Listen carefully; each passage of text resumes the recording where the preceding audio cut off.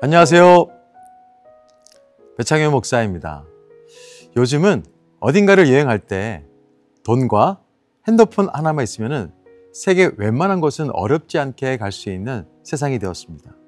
구글 지도, 블로그, 유튜브를 검색하면 본인이 가고자 하는 곳의 정보를 정확하게 알 수 있고 심지어는 영상으로 미리 볼 수도 있습니다. 또 핸드폰에는 GPS라고 하는 기능이 있어서 내가 어디에 있는지도 정확하게 알 수 있습니다. 세상이 참 좋아졌죠. 그런데 제가 어릴 때만 하더라도 어디를 가려고 하면 또 어디를 찾으려고 하면은 누군가가 알려준 약도라는 것을 들고 물어물어 갔던 적이 있습니다. 약도는 말 그대로 대충 그린 지도입니다. 도로 찍찍찍 그리고 건물 몇 개, 그리고 간판 이름, 그게 다예요. 그런데 그 약도대로 가보면 약도대로 잘 되어 있지 않은 경우가 많이 있습니다. 그래서 헷갈려요. 약도를 거려준 사람은 가보면 분명히 그 목적지가 있을 것이라고 하지만 가보면요, 또 상황이 달라집니다. 어려움을 겪는 경우가 종종 있습니다.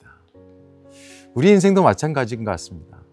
정확한 지도를 보고 가는 게 아니라 누군가가 대충 그려준 약도를 들고 하루하루 걸어가는 것이 우리 인생인 것 같습니다. 그래서 복음이 꼭 필요합니다. 복음은요, 선명하잖아요. 복음은 내가 누구인지, 내가 어디로 가는지, 어디에 서 있는지를 잘 알 수 있게 합니다. 왜냐하면 복음의 주체이신 주님께서 이렇게 말씀하셨습니다. 내가 곧 길이요, 진리요, 생명이라고. 우리가 지금 소유하고 있는 복음은 우리의 영적인 나침반이 되고 영적인 GPS가 되어줍니다. 복음이 우리를 인도해 줍니다. 오늘 본문에 보면 유월절 식사를 준비한 후에 주님과 제자들이 주의 만찬을 하고 있는 장면이죠. 여기에는 확연히 다른 두 종류의 사람이 등장합니다. 한 종류는 주님의 말씀을 따라서 믿음으로 순종한 사람이 있고요. 한 종류는 자신의 이익을 위해서 주를 불신한 사람이 등장합니다. 우선 믿음으로 순종한 사람들을 한번 보실까요? 당시 유대인들은 유월절에 가족이나 가까운 사람들과 함께 유월절 음식을 먹었습니다. 가족 이상의 관계를 맺고 있었던 주님과 제자들도 함께 유월절을 보내면서 식사를 하게 되어지는데요. 그런데 유월절은 아주 큰 명절입니다. 수많은 사람들이 예루살렘에 몰려듭니다. 그런 상황 가운데 예루살렘에 있었던 예수님과 제자들이 여럿이 함께 유월절 식사할 수 있는 장소를 구한다는 거 쉬운 과제가 아닙니다. 그래서 예수님께서는 두 제자를 지명해서 아주 구체적인 지시를 내리시죠. 하지만 제자들의 입장에서는 그 주님의 말씀이 황당한 주문처럼 들렸어요. 납득하기가 어렵고 상식적이지 않은 요구였습니다. 우선 성내에 들어가면 물 한 동이를 가지고 가는 사람을 만날 수 있을 것이다. 아니, 인파가 장난이 아닌데 어디서 그 사람을 만날 수 있겠습니까? 또 주님께서 말씀하시는 거예요. 그 사람을 따라가라. 그 당시에 물동이를 지는 사람들은 여자들이에요. 여자들이 이고 갔기 때문에 그 사람이 여자일 확률이 있습니다. 그러다 보니까 이 제자들은 여자들을 따라가야 되는데 이것도 사실 스토커 같은 좀 이상한 그리고 황당한 일이 벌어지는 거예요. 14절은 더 황당합니다. 어디든지 그가 들어가는 그 집 주인에게 이르되 선생님의 말씀이 내가 내 제자들과 함께 유월절 음식을 먹을 나의 객실이 어디 있느냐 하시더라 하라. 아니, 여러분이 제자라고 한번 생각해 보세요. 얼마나 당황스러운 일들이 지금 계속 벌어지고 있습니까? 15절을 보면 그리하면 자리를 펴고 준비한 큰 다락을 보이리니 거기서 우리를 위하여 준비하라 하시니. 집주인에게 말하기만 하면 아주 풀셋으로 그 모든 것을 준비해 준다고 하는데요. 당시에 예약 시스템이 있는 것도 아닌데 지금 이런 주문을 받은 제자들의 생각 굉장히 복잡했을 거예요. 만약 그렇게 안 되면 우리는 뭐가 되는 것이? 속된 말로 막 새가 되는 거 아닙니까? 아마 그 순간에 마음 깊은 곳에서는 야, 이것은 아니지라고 하는 생각이 들었을 수도 있어요. 그럼에도 불구하고 주님께서 말씀하시니까 일단 순종해서 성내로 들어갑니다. 그랬더니 들어가 보니까 정말로 물동이를 쥐고 가는 사람을 만났어요. 그리고 그를 따라갑니다. 한 집에 들어갔는데 방을 달라고 그 집주인에게 말했어요. 근데요, 그 집주인이 기꺼이 큰 방을 다 내어줬습니다. 와우! 그렇게 주님과 함께하는 마지막 유월절 식사를 하게 됩니다. 주님의 역사는 순종에서 비롯됩니다. 믿을 수 없는 중에도 순종할 때 그 순종은 능력이 됩니다. 상식 수준에서 머무르지 않고 주님의 말씀을 따라서 순종할 수 있는 사람이 저와 여러분들이 됐으면 너무 좋겠습니다. 주님의 인도하심에 순종하는 자가 하나님의 일하심을 경험할 수가 있습니다. 주님께서는 이 땅에 오실 때 이렇게 오셨잖아요. 임마누엘로 오셨습니다. 임마누엘이라고 하는 말을 뜻을 아시죠? 하나님이 우리와 함께 계시다라는 뜻입니다. 이게 복음이에요. 생각만 해도 너무 감사해요.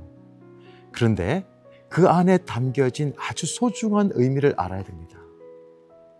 임마누엘, 우리 안에 주님이 계시다. 그래요. 우리 안에 주님께서 계시니까 내 삶의 주인이 누구냐라고 하는 중요한 의미가 들어있습니다. 임마누엘, 하나님을 믿는다고 한다면 내가 주인 삼았던 것을 내려놓아야 됩니다. 그리고 주님의 뜻을 따라서 살아가셔야 됩니다. 그러면 주님께서 준비한 축복을 경험할 수 있는 믿음의 삶이 될 수가 있습니다. 자, 18절을 한번 보세요. 주의 만찬이 시작되었을 때에 주님께서는 한 사람이 배신할 것이라고 말씀하시는데요. 너희 중에 한 사람, 곧 나와 함께 먹는 자가 나를 팔 것이다. 아마도 이 말씀을 하시는 주님의 마음은 무너졌을 거예요. 주님의 얼굴은 어쩌면 많이 일그러졌을 것입니다. 왜냐하면 내가 믿고 세운 제자로부터 배신을 당하는 것만큼 슬픈 일이 없기 때문입니다. 주의 만찬을 하시면서 예수님께서는 이 가룟 유대에게 악한 생각을 돌이킬 수 있도록 회개의 기회를 주신 거예요. 그렇지만 그는 끝내 돌이키지 않죠. 멸망의 길로 갔습니다. 사실 그는 3년 동안 다른 제자들과 함께 예수님을 아주 가까이에서 따르면서 그분의 능력도 봤어요. 그리고 말씀의 권위도 경험했었습니다. 그럼에도 불구하고 그가 왜 주님을 배반했을까? 그 이유가 궁금했습니다. 저는 이런 생각이 들었습니다. 가룟 유다는 애초부터 주님을 따르는 동기가 순전하지 않았다. 그런 생각이 들었어요. 바르지 않은 동기를 가지고 시작한 믿음 생활은요, 불신앙으로 이어지고 결국 치명적인 어려움을 겪는 경우를 종종 봅니다. 세상적인 욕심이나 이기적인 동기로 주님을 따르게 되면 그것이 채워지지 않았을 때 언제든지 주님을 원망하게 되고 믿음을 저버리는 사람이 될 수가 있습니다. 저도 여러분도 예외일 수가 없습니다. 나를 살리시고자 죽으신 그 주님을 기념하는 이 고난 주간에 정말 진지하게 믿음의 생활, 이 동기가 무엇인지를 스스로 짚어볼 수 있는 시간이 되었으면 좋겠습니다. 우리는 모두가 다 주님의 값진 복음으로 영생을 얻었죠. 변화된 우리이기 때문에 우리는 반드시 주님의 인도함을 받고 살아갈 수 있는 주님의 제자가 되어야 됩니다. 복음에 사로잡힌 자는 당연히 주님의 인도하심을 따라 살아가게 되어 있습니다. 지난 주일에 우리는 주의 만찬을 했죠. 떡을 먹으면서 나의 생명이신 예수님 은혜 감사합니다 라고 했습니다. 그리고 잔을 마시면서 나의 생명 되신 예수님의 증인으로 살겠습니다 라고 다짐했습니다. 이제 주님의 인도하심을 따라서 입술의 고백을 넘어서 삶의 고백을 들을 수 있는 우리 모두가 되었으면 좋겠습니다. 세상의 좋은 정보, 또 세상의 많은 사람들이 우리를 인도하는 것이 아니라 복음이 나를 인도할 수 있도록 나를 내려놓는 고난 주간이 되었으면 좋겠습니다. 복음이 우리를 인도합니다. 기도하겠습니다. 좋으신 하나님 아버지, 복음이 우리를 살렸습니다. 지금은 복음이 우리를 인도하고 있습니다. 복음을 따라 살아가며 하나님의 일하심을 경험할 수 있는 우리 모두가 될 수 있도록 도와주옵소서. 이 고난 주간에 다시 한 번 더 복음의 능력을 힘 있게 하시고 복음을 따라 살아낼 수 있는 믿음의 삶이 될 수 있도록 도와주옵소서. 예수 그리스도 이름으로 기도드립니다. 아멘. 나의 가는 길 주님 인도하시네. 그는 보이지 않아도 날 위해 일하시네. 주 나의 인도자 항상 함께 하시네. 사랑과 힘 베푸시며 인도하시네. 인도하시네. 나의 가는 길 주님 인도하시네.